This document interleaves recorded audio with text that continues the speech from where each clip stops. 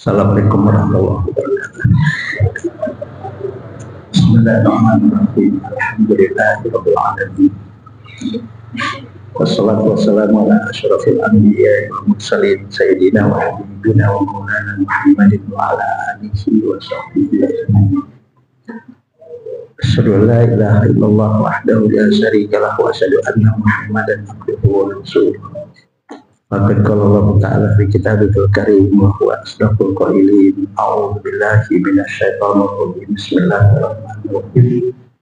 Ya ayyuhalladzina amanu minkum walladzina utul ilma darajat wa qala alaihi salatu wassalamu yuridillahu bihi khairan yufaqihuhu fid din.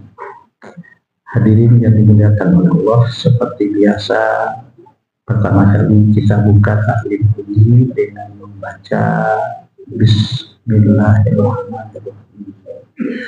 Selanjutnya mari kita membacakan suratul Fatihah, bertawassul dengan membaca suratul Fatihah ini. Kita berdoa dan kita doakan orang tua kita, guru-guru kita, keluarga kita, sanak famili kita, orang-orang yang kita cintai atau siapapun yang pernah berjasa dalam hidup kita, atau siapapun jemaah Masjid At-Tur ini yang telah meninggal dunia, dan siapapun yang pernah menyumbangkan sebagian harta, tenaga, pikirannya untuk kemaslahatan masjid ini, bagi khususnya mereka-mereka yang telah meninggal dunia, kita doakan, ya Allah, ampuni segala dosa mereka, ya Allah, terima semua kebaikan dalam amal soleh serta ibadah yang dilakukan selama hidup mereka, ya Allah. Lapangkan dalam kubur mereka masing-masing dan masukkan mereka semua ke dalam surga, ya Allah. Dan juga dengan bertawassul dengan membaca surah Fatihah ini, kita berniat dan kita berdoa, kalau ada di antara kita, orang tua kita, anak kita, orang-orang yang kita cintai, atau siapapun yang pernah berjasa dalam hidup kita, atau guru-guru kita, atau siapapun jemaah Masjid At-Tur ini, atau siapapun yang pernah menyumbangkan sebagian harta, tenaga, dan pikiran untuk masjid ini, bagi mereka-mereka yang diuji oleh Allah dengan berbagai macam penyakit, baik penyakit lahir maupun penyakit batin, ya Allah, angkat dan sembuhkan penyakit yang diderita, yang diuji oleh Allah dengan berbagai macam kesulitan hidup, problematika hidup. Ya Allah, berikan solusi adalah keluar yang terbaik dan mulia, ya Allah, menurut Engkau, ya Allah, kepada kami dan mereka semua. Dan juga kita berharap mudah-mudahan anak-anak kita, keturunan kita menjadi anak-anak yang soleh dan solehah, yang taat beribadah kepada Engkau, ya Allah, yang berbakti kepada orang tua mereka, ya Allah, yang berguna bagi agama, nusa, dan bangsa. Dan kita sebagai orang tua diberikan kekuatan dan kemampuan dalam mendidik mereka semua. Dan juga Fatihah ini kita niatkan untuk saudara-saudara kita khususnya di Palestina yang sedang terzalimi dan dizalimi oleh para kaum Yahudi dan Zionis. Kita berdoa, kita berharap, ya Allah, berikan, ya Allah, kekuatan kepada mereka, ya Allah, kesabaran dan ketabahan kepada mereka, ya Allah, berikan kemenangan kepada mereka, ya Allah, yang meninggal dunia di antara mereka, jadikan mereka syuhada di hadapan, ya Allah. Yang sakit dan luka-luka, sembuhkan penyakit mereka, ya Allah. Hancurkan sehancur-hancurnya semua musuh-musuh mereka, kaum Zionis dan Yahudi, ya Allah. Berikan kemenangan kepada mereka, ya Allah. Alhamdulillah wa ala kulli niyatin sholihah. Al-Fatihah. A'udzu billahi minasyaitonir rajim. Bismillahirrahmanirrahim.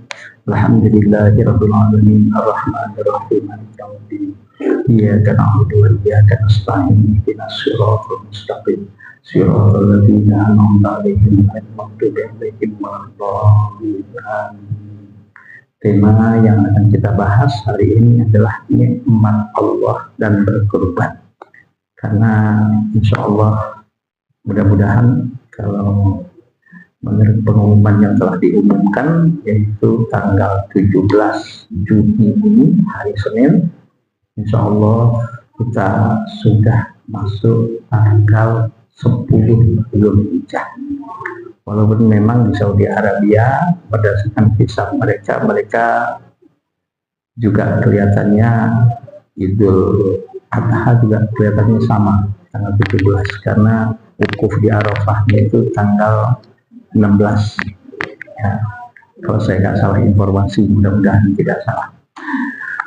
Kita nggak bicara kapan Idul Adha, yang penting tema yang akan kita bahas berdasarkan apa yang sudah dipublikasikan, yaitu nikmat Allah dan berkurban. Kita sudah sering berbicara tentang apa itu nikmat Allah dan bagaimana cara kita memperlakukan nikmat Allah itu. Nikmat Allah ya, dalam satu kajian yang pernah saya dengarkan langsung dan juga di dalam satu buku yang ditulis oleh beliau langsung, Profesor Dr. Quraish Shihab, yaitu satu buku yang berjudul tentang wawasan Al-Quran ya, wawasan Al-Quran. Dan dalam pengajian beliau mendefinisikan apa itu nikmat Allah. Kita sering memahami nikmat itu yang asik-asik, yang enak-enak, ya kan Pak ya? Apa itu nikmat? Yang asik-asik, yang enak-enak. Padahal maaf, tidak sedikit yang asik-asik, yang nikmat itu bukan mendatangkan ridho Allah, bahkan bisa jadi mendatangkan murkanya Allah Subhanahu wa Ta'ala. Karena tidak sedikit yang asik-asik ya, yang enak-enak itu maaf bisa jadi berbentuk dosa dan maksiat ya. Atau menurut kita nikmat, menurut kita asik, menurut kita enak, tapi menurut orang tidak enak, bahkan mengganggu. Contoh misalnya di dalam satu acara ya, misalnya perhelatan pernikahan, kalau di beberapa tempat itu mereka memanggil misalnya organ tunggal ya, sampai jam 1 malam masih aja, padahal tetangga lagi sakit gigi ya Pak ya, padahal tetangga lagi sakit jantung, lagi ada yang demam, dia nggak peduli ya, sampai jam 1 malam menderitalah tetangga dia yang lagi sakit itu ya kan Pak ya, mau ngomel gimana, nggak ngomel bagaimana. Jadi yang asik-asik, yang enak-enak belum tentu berupa nikmat. Bisa jadi asik menurut kita, enak menurut kita, menurut orang adalah mengganggu. Yang saya katakan tadi, bahkan bisa jadi yang asik, yang enak tadi bisa jadi berbentuk dosa, berbentuk maksiat. Maka itu Profesor Quraish Shihab di dalam satu ceramahnya pernah menyatakan, apa itu nikmat Allah? Nikmat Allah adalah kelebihan, kelebihan yang Allah berikan dari modal pertama ketika kita lahir di bumi. Sekali lagi, nanti kalau dikasih contoh baru paham definisi. Apa itu nikmat Allah? Nikmat Allah adalah kelebihan, itu ngobrol ya di belakangnya, kedengaran banget. Bu, tolong jangan ngobrol, Bu. Nikmat Allah adalah kelebihan yang Allah berikan dari modal pertama ketika kita lahir di permukaan bumi. Nah, oleh Pak Quraish Shihab itu dikasihkan contoh yang sederhana, diantaranya contoh dari beliau kaki. Ketika kita lahir, alhamdulillah kita lahir sempurna. Diberikan 2 kaki, diberikan 2 tangan, diberikan 2 telinga, diberikan 2 mata, diberikan otak, dan diberikan macam-macam anggota tubuh dari ujung rambut ke ujung kaki. Anggota-anggota tubuh dari ujung rambut ke ujung kaki itu sebagai apa? Sebagai modal pertama kita hidup di dunia ini. Nah, segagah apapun kaki seseorang dalam dia berlari, ya, dia mampu berlari mungkin sampai 50 kilo misalnya berjalan sampai beratus-ratus kilo misalnya, ya. Jangankan dipakai untuk berjalan, jangan dipakai untuk berlari. Ketika kita baru lahir, kaki kita yang mungil itu pun untuk berdiri menopang tubuh pun belum mampu dan belum punya kekuatan dan belum punya tenaga. Hanya ada modal pertama untuk hidup berupa dua kaki yang mungil. Ya, saya yakin Pak Chandra ketika lahir jangankan lari, jangankan jalan, diri aja belum bisa, Pak ya. Jadi kalau ada orang yang langsung lahir berdiri, bayi ajaib tuh, bisa heboh ke seantero dunia itu. Kalau sekarang bahasanya viral. Ada orang lahir ya Pak Jis ya, ada orang lahir langsung apa? Indra langsung lari. Ya Allah, itu bukan malah malah heboh. Nah, jadi ketika kita lahir diberikan oleh Allah modal pertama untuk hidup berupa kaki. Maka dengan rasa cinta dan kasih sayang yang Allah berikan kepada orang tua kita, diberikan tubuh ini makanan, minuman, kebutuhan tubuh kita, diberikan vitamin, macam-macam, diberikan kebutuhan tubuh. Dengan perjalanan ya menit demi menit, jam demi jam, hari berganti hari, minggu berganti minggu, bulan berganti bulan, tahun berganti tahun, itu kaki dilatih untuk berdiri, dilatih untuk berjalan, dirangsang untuk berlari dan sebagainya. Lama-lama itu kaki punya kekuatan, bisa dipakai untuk berdiri, menopang tubuh, bisa dipakai untuk berjalan, bisa dipakai untuk berlari. Maka kekuatan pada kaki bisa dipakai berdiri, bisa dipakai berjalan, bisa dipakai untuk berlari.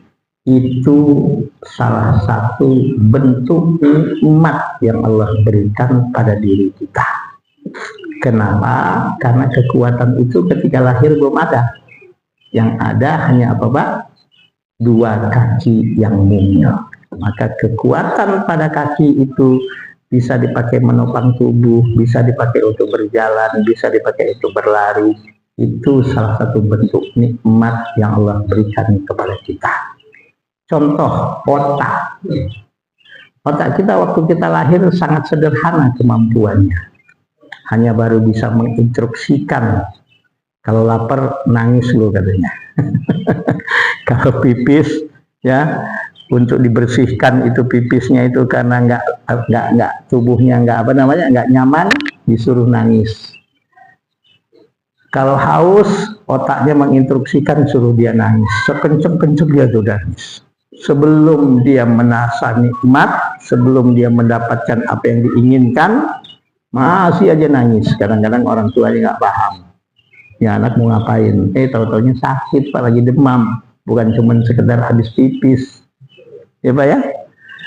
Nah, dengan diberikan vitamin, makanan, minuman, kebutuhan tubuh kita, diberikan nutrisi oleh orang tua karena cinta dan sayang dan perhatian, ya, berinteraksi kita dengan ibu bapak kita, berinteraksi dengan keluarga, berinteraksi dengan orang-orang di sekitar kita, bahkan disekolahkan dari TK sampai perguruan tinggi.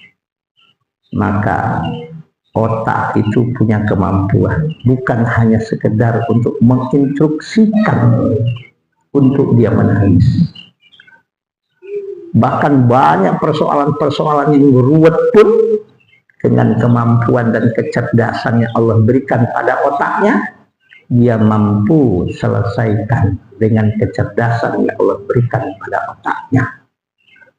Yang namanya baja yang berat, Mbak, besi baja yang tebal, yang besar, bisa diolah dan diperlakukan oleh otak manusia untuk menjadi kapal laut.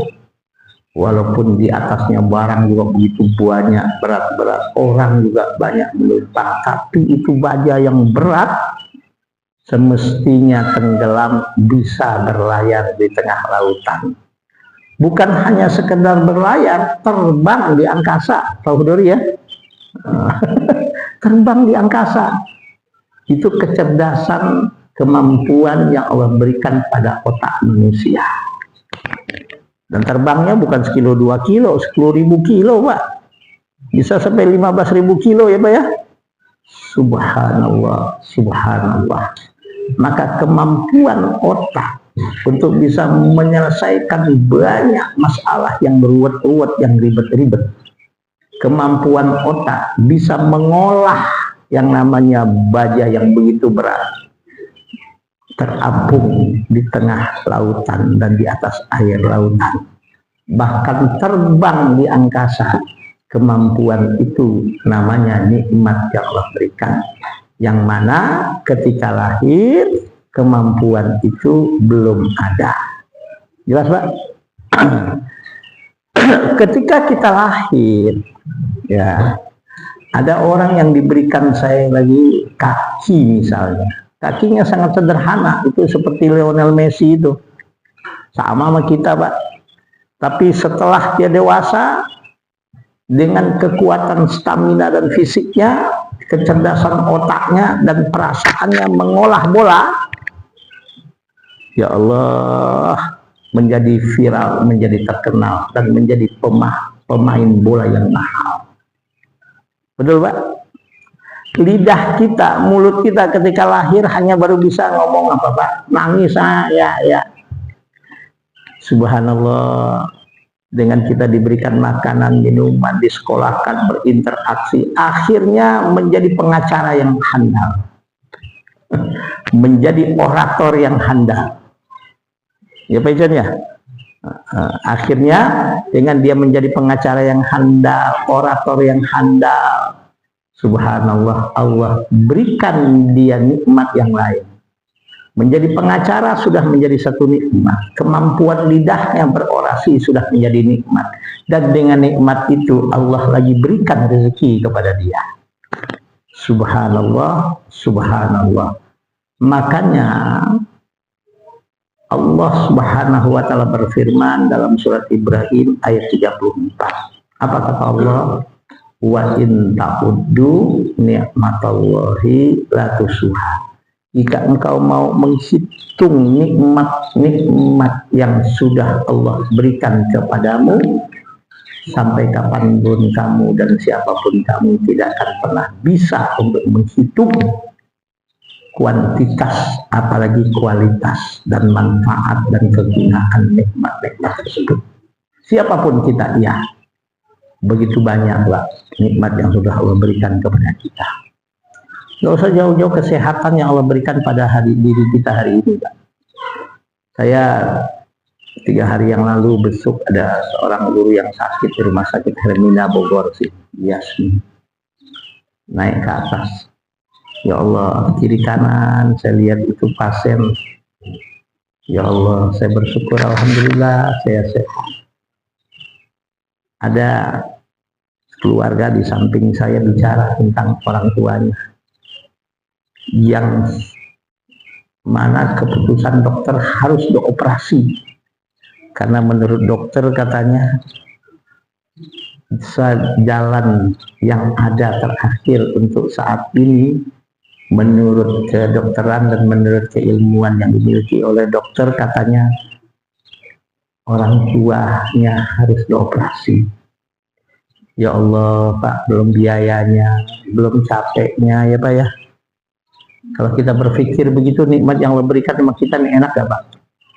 Banyak gak Pak? Alhamdulillah. Diberikan oleh Allah Subhanahu wa ta'ala kemudahan dalam mendapatkan rezeki.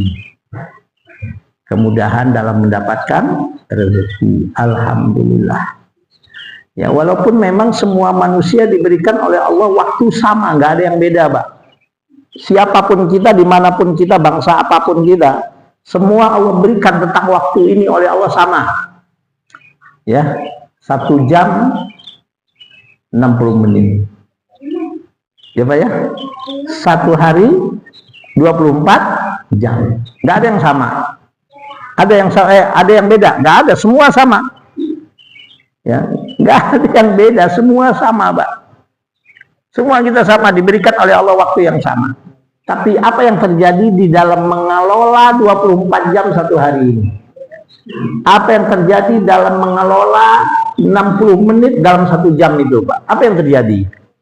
Dan berapa hasil, maaf, secara menghasilkan uang misalnya, menghasilkan rezeki namanya. Ada orang dari subuh udah jalan, Pak, sebelum subuh udah jalan dari rumahnya. Pak Icon ya, kayak saya kan tadi udah jalan dari sebelum subuh.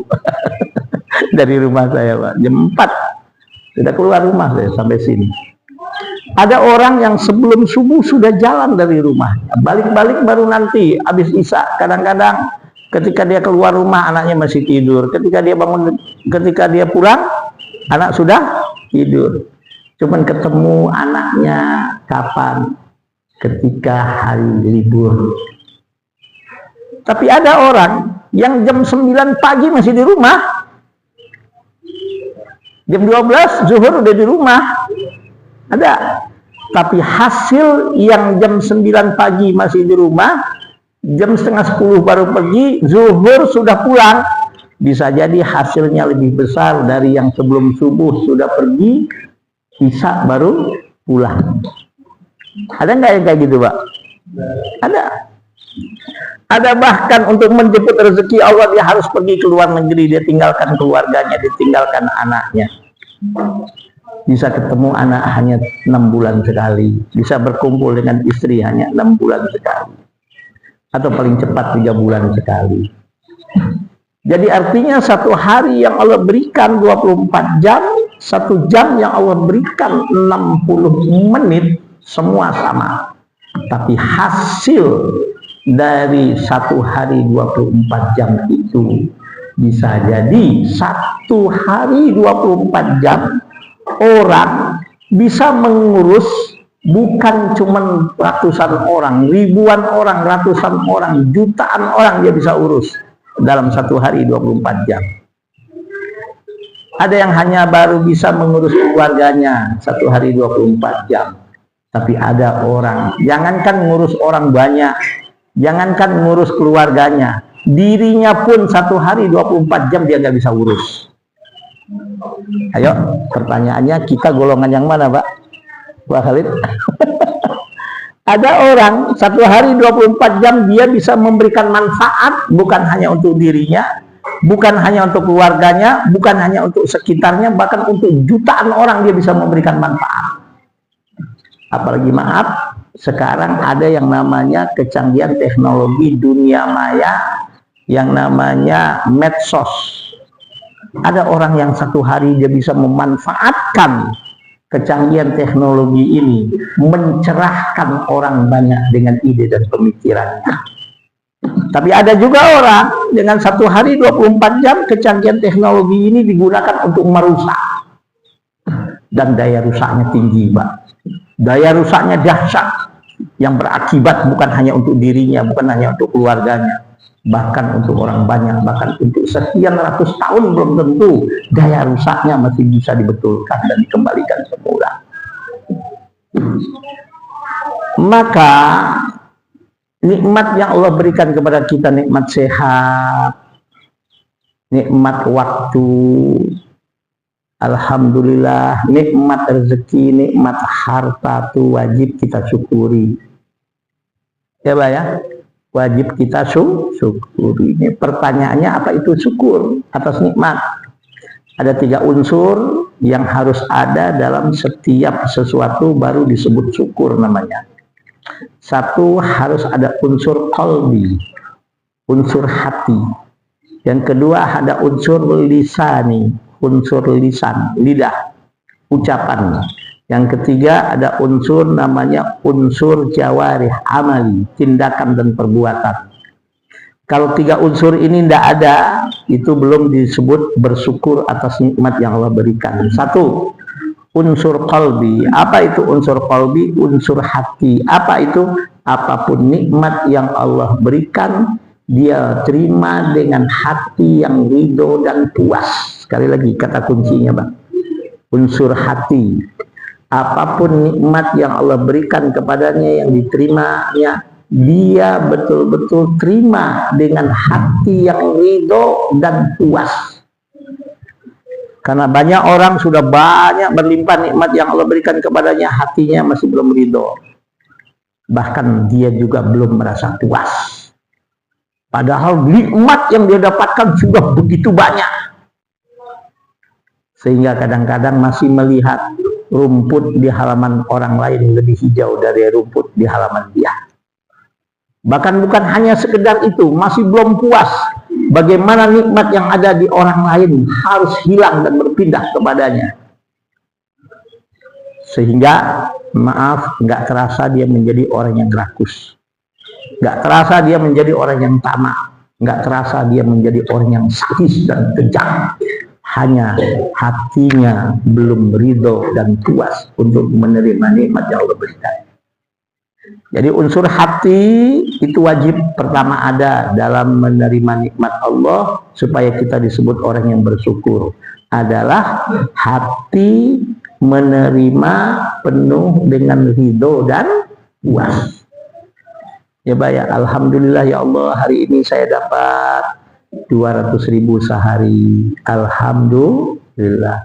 Terima dengan hati yang ridho dan puas. Alhamdulillah hari ini ya Allah saya dapat 500.000 sehari. Terima dengan hati yang ridho dan puas. Alhamdulillah ya Allah hari ini Engkau berikan rezeki sama saya. Ya Allah dapat uang 1 juta hari ini. Alhamdulillah. Nah, bagaimana cara untuk hati yang ridho dan puas ini? Enggak sulit sebetulnya. Rasul sudah katakan, unzuru hilaman huwa asfala minkum wala tanzuru hilaman huwa fawqakum fahuwa ajdaru alla tazdaru ni'matallahi alaikum. Kalau ingin hati ridho dan puas atas apapun nikmat yang Allah berikan, lihatlah orang yang lebih jauh di bawahmu dari segi aspek materi, harta, dan dunia. Lihat orang yang lebih di bawah kamu. Banyak sekali, Pak. Apalagi kalau kita pergi ke tempat-tempat, maaf, yang sekarang, ya Allah, kita lihat di YouTube aja Pak, penderitaan saudara-saudara kita di Palestina. Mau sholat aja susah, mau tidur aja susah, rumah nggak ada, mau minum aja air kotor.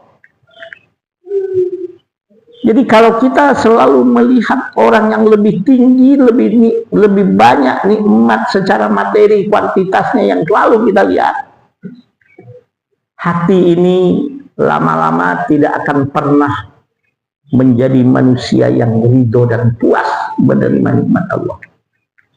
Yang ada hanya kurang. Yang ada hanya, ya Allah, bisa iri, bahkan bisa dengki dan hasud, bahkan rakus, tamak dan loba. Sampai Allah mengingatkan, alhaakumut takasur hatta zurtumul maqabir. Yang namanya berlomba-lomba, banyak-banyakan materi, banyak-banyakan harta, tinggi-tinggian jabatan dan macam-macam, banyak-banyakan dalam masalah aspek dunia. At-takasuru namanya, alhaakum telah membuat engkau lalai, telah membuat engkau tidak tahu lagi. Ya Allah, bersyukur kepada Allah sudah tidak kenal lagi. Sudah membuat hatimu tidak akan pernah merasa ridho dan puas atas nikmat yang Allah berikan. Allah ingatkan, hatta zurtumul maqabir, sampai kau mati, sampai kau menghembuskan nafasmu yang terakhir. Kalau itu yang kau ikuti, at-takasuru, berlomba-lomba dalam banyak-banyakan harta, selalu melihat orang yang di atas kita dalam urusan dunia, hatta zurtumul maqabir, sampai kau mati kau tidak akan pernah berhenti, sampai kau mati kau tidak akan pernah puas, sampai kau mati kau tidak akan pernah ridho. Begitu banyak pun sudah nikmat yang kau dapatkan. Jelas Pak? Jadi untuk mensyukuri nikmat Allah itu, hati harus menerima penuh ridho dan puas. Alhamdulillah ya Allah, kau berikan aku penghasilan segini ya Allah. Alhamdulillah ya Allah, aku bisa nabung sekian ya Allah. Alhamdulillah ya Allah, aku punya aset di sana sini ya Allah. Alhamdulillah ya Allah, aku punya bisa membuka bisnis lapangan pekerjaan ya Allah.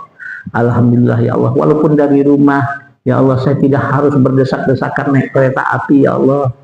Alhamdulillah kau masih berikan rezeki untukku ya Allah, bisa menyekolahkan anakku, bahkan bisa mengkuliahkan sampai ke luar negeri ya Allah. Terima kasih, rasa syukurku, hatiku menerimanya penuh dengan ridho yang luas. Oke? Yang kedua, unsur disebut dengan bersyukur adalah unsur lisan. Minimal lidah kita kepada orang-orang yang menjadi perantara rezeki dan nikmat Allah itu, minimal lidah kita mengucapkan terima kasih. Kepada Allah, lisan kita selalu mengucapkan alhamdulillah. Kenapa kepada manusia yang menjadi perantara nikmat itu kita ucapkan terima kasih? Rasul mengatakan, man lam yashkurillah salam yashkurillah. Orang yang tidak pernah ada ucapan terima kasihnya kepada manusia, itu tandanya orang yang tidak pernah bersyukur kepada Allah. Dan bayang, kita sendiri pun kalau maaf, bukan kita minta dipuji, enggak, bukan kita soal ikhlas atau tidak, itu urusan kita, Pak. Kita nolong orang lagi kesusahan. Setelah kita berikan pertolongan, diam aja dia, ya Pak, dan ya, nggak ada terima kasihnya. Saya teriak, kesel nggak Sat? Ya, kesel nggak Lejon? Lejon, kita bantu dia, diam aja dia, cuek aja dia, ya Pak. Jadi, ucapan terima kasih itu berat banget, ya Pak Baskoro. Gimana Pak? Hati kita rasanya apa? Kesel juga nggak Pak? Ini orang katanya nggak ada terima kasihnya. Udah gue bantu lo habis-habisan aja kan. Jadi tanda orang yang tidak bersyukur kepada Allah itu tidak ada, dan makanya berat banget mengucapkan terima kasih sama orang Pak. Nah, itu rasa syukur ditinjau dari aspek lisan. Nah, yang ketiga, dan ini nggak cukup cuman hati dan lisan, tapi yang paling penting unsur amali, unsur jawarih, anggota tubuh kita dari ujung rambut ke ujung kaki, betul-betul menunjukkan bahwa kita sebagai orang yang bersyukur atas nikmat Allah. Apalagi pada momen-momen dan event-event tertentu dan kepada kondisi-kondisi tertentu. Contoh, ya, hari ini kita menjelang Idul Adha. Insya Allah tinggal hanya tidak sampai 10 hari lagi. Ini momentum kesempatan untuk kita menunjukkan rasa syukur kita atas nikmat Allah. Ya. Ngapain? Ikut serta di dalam berkurban. Ada yang bilang, oh kurban itu kan nggak wajib, hanya sunnah, apalagi tahun lalu juga saya sudah berkorban. Bukan itu persoalannya. Kurban itu salah satunya adalah sebagai rasa syukur kita atas nikmat yang Allah berikan. Itu juga adalah sebagai bukti ketaatan kita. Sejauh mana ketaatan kita di dalam mensyukuri nikmat Allah ini, gitu loh. Bahkan maaf, ada orang kadang-kadang secara ekonomi dia mapan, secara ekonomi dia mampu tiap hari makan daging, tapi ngarepin kurban dari masjid. Ada ya Pak Dari? Secara ekonomi dia mapan, bahkan mungkin yang namanya makan daging itu udah hal yang biasa ya Pak Khalid ya. Tiap kurban dia ngarepin dapat bagian Mbak. Ada nggak yang model begini Pak? Nggak ada Bu? Ada. Di mana Bu?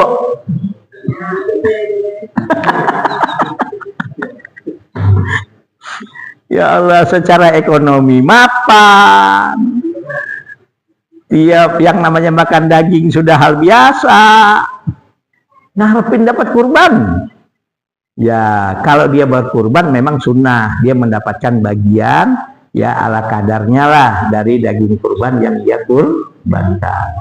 Ya sunnah, tolong panitia nanti orang-orang yang berkurban itu dicatat ya, kalau dialokasikan lah dia bagi sebagian ya berapalah, mungkin 1 kilo atau setengah kilo, berapa terserah lah bagaimana cukupnya, jangan ya Jadi memang disunahkan dia merasakan sedikit bagian dari kurban yang dia berikan. Silahkan. Kalaupun nggak nerima nggak ada masalah.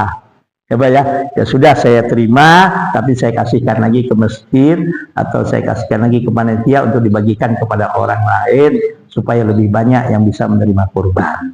Ya boleh-boleh aja, nggak ada masalah.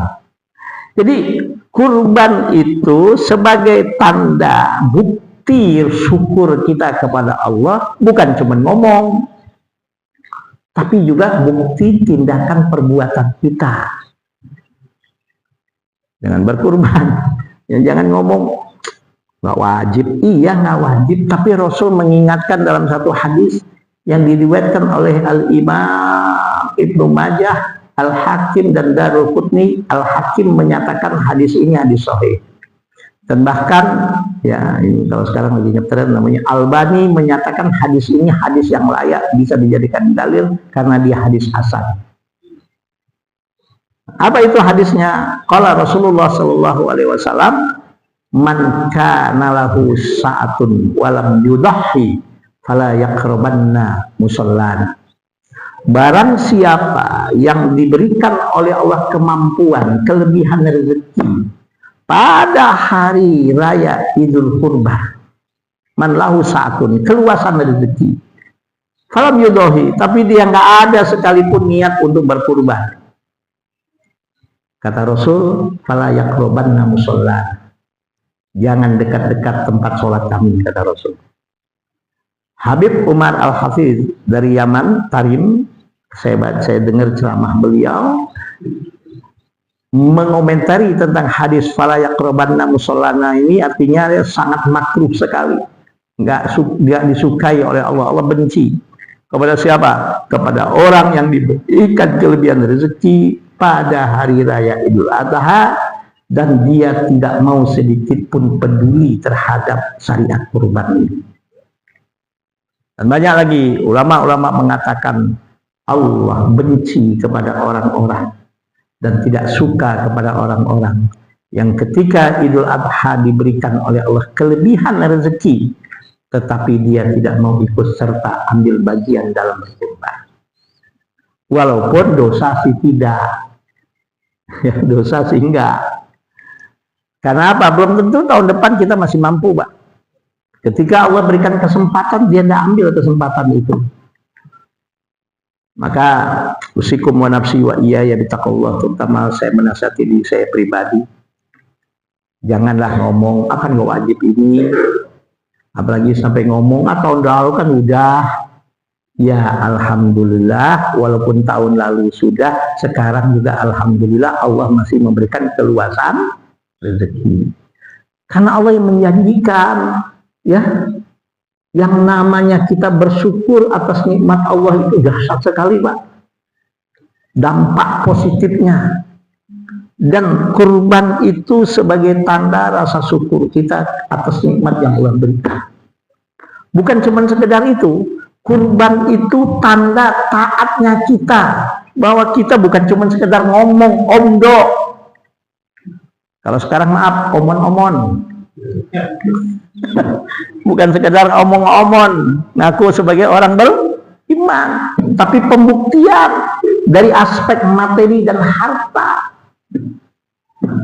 Maaf, terutama saya menasihati diri saya pribadi, Pak. Bukan cuma omon-omon, ngaku beriman, buktikan Anda beriman. Inilah sekarang waktunya, inilah sekarang buktinya. Jelas, Pak, berbagi kebahagiaan dengan orang lain. Ada pertanyaan, bagaimana, boleh nggak kurban dibagikan kepada non-muslim misalnya? Nggak ada masalah. Boleh-boleh aja, Pak. Karena bagaimanapun dia juga manusia. Kalau ada mungkin tetangga kita yang kita lihat secara ekonomi mungkin dia kesulitan, ya termasuk yang layak mendapatkan kurban, berikan aja, nggak ada masalah, Pak. Karena ini adalah satu perbuatan sosial yang bukan hanya untuk orang Islam. Ya kalau ada, ya Pak, ya, kalau memang mendesak, monggo aja, silakan aja. Mudah-mudahan dengan kita memberikan perhatian kepada dia, dia merasa bahagia, merasa diperhatikan. Mudah-mudahan itu sebagai perantara Allah memberikan hidayah kepadanya. Bisa nggak, Pak, begitu, Pak? Ya bisa, nggak ada masalah. Jadi kurban ini sebagai bukti rasa syukur kita kepada Allah, berbagi kebahagiaan dengan orang-orang lain yang sekitar kita, yang terdekat dengan kita, atau yang ada di lingkungan kita. Itu satu. Biasanya Pak, ada satu istilah, bisa karena dia biasa. Kalau nggak dibiasain nggak akan bisa. Apapun bisa karena biasa. Ya kan Pak ya? Bisa karena biasa. Kalau kita nggak membiasakan diri, kenapa kok, maaf, kita lihat Pak, kenapa para pahlawan-pahlawan bangsa kita, orang-orang tua kita itu, coba kita lihat. Ya Allah, mereka rela berkorban. Bukan hanya berkorban harta, bukan hanya berkorban tenaga, bukan hanya berkorban waktu, nyawa pun mereka siap korbankan demi untuk mendapat ridho Allah dan demi merdekanya bangsa dan negeri ini dari penjajah. Dia sudah nggak terfikir lagi apakah anaknya akan menjadi yatim seumur hidup, apakah istrinya akan menjadi janda seumur hidup. Istrinya pun siap Pak, kalau memang ini adalah yang harus kita lakukan demi mendapat ridho Allah dan demi untuk kemerdekaan ini. Dia korbankan segala apapun yang dicintainya. Ya kan Pak? Coba kalau mereka ego semua, mereka nggak mau mengorbankan apa yang mereka cintai, apa merdeka negeri ini Pak. Coba kalian sekarang di Palestina itu Pak. Kenapa Israel yang sudah begitu canggih senjatanya, itu Merkava itu ya, apa namanya? Itu tank yang belum ada di dunia Pak, hanya Israel yang punya. Ayo, karena Hamas itu jumlahnya sekitar hanya 5.000 orang Pak. Itu IDF itu. Ada wajib militer di Israel itu. Anak-anak yang sudah umur 18 ke atas wajib militer. Kalau harus ditugaskan jadi tentara perang situ. Sampai ada yang mengatakan puluhan ribu itu jumlah IDF itu, Pak. Ayo, orang Palestina yang namanya Hamas itu nggak sampai 10.000. Tapi sudah berapa bulan peperangan, coba Bapak lihat. Sampai dihancurkan itu yang namanya bangunan-bangunan di Rafah, yang nama bangunan sekarang di Rafah, kemudian di Gaza. Tapi coba lihat, karena rakyatnya siap untuk berkorban untuk menyemangati Hamas, ya Pak ya. Mungkin kalau boleh dibilang Pak, yang paling kuat di dunia sekarang itu Hamas ya Pak, kekuatan tentara. Padahal mereka bukan tentara. Kalau di Indonesia itu mereka itu hanya sekedar banser kalau di kita Pak. Kalau di NU itu. Kalau di Muhammadiyah Kokam. Bukan tentara resmi itu Pak. Hamas itu kan hanya partai itu. Izzuddin Qassam, coba kekuatan mereka Pak. Karena memang mereka mau berkorban. Sampai kalau memang keluarga mereka syahid syuhada, bisa keluar dari mulutnya, alhamdulillah ya Allah, Engkau cinta keluarga kami ya Allah, Kau ambil keluarga kami ya Allah, walaupun hati yang sedih. Siapa yang gak sedih ditinggal oleh anak? Siapa yang gak sedih ditinggal oleh keluarga? Siapa yang gak sedih ditinggal oleh orang tua? Tapi dari lidah mereka masih bisa menyatakan ya Allah, Engkau sayang kepada keluarga kami. Akhirnya mereka menjadi syahid dalam peperangan ini. Berkorban ini nggak bisa ujuk-ujuk. Jiwa berkorban itu nggak bisa ujuk-ujuk Pak. Karena orang yang rela berkorban ini orang yang harus rela membuat egonya. Betul nggak Pak? Coba kalau ego, sayang 3,5 juta sebulan. Wah, kalau 3,5 juta kalau dibawa ke restoran keluarga berapa hari ini kan enak tuh. Betul nggak Pak? Apalagi sampai ngambil sekeluarga satu ekor sapi, kali aja 24 juta misalnya. Sayang, nyarinya juga susah. Padahal nikmat yang Allah berikan kepada dia begitu berlimpah. Padahal aset-asetnya di bank. Coba ya, tabungannya, apalagi Pak, depositonya subhanallah. Deposito deposito 3 bulan, sekian bulan. Subhanallah, 24 juta itu tak seberapa misalnya. Tapi begitu pelit, cuma 1 kali aja berkorban. 1 bagian aja, mikirnya setengah mati Pak. Bisa karena biasa. Oke Pak? Bisa karena biasa. Karena kau enggak, kenapa coba? Ya, orang-orang yang main sirkus itu Pak, ya Allah, itu badannya kayak apa Pak?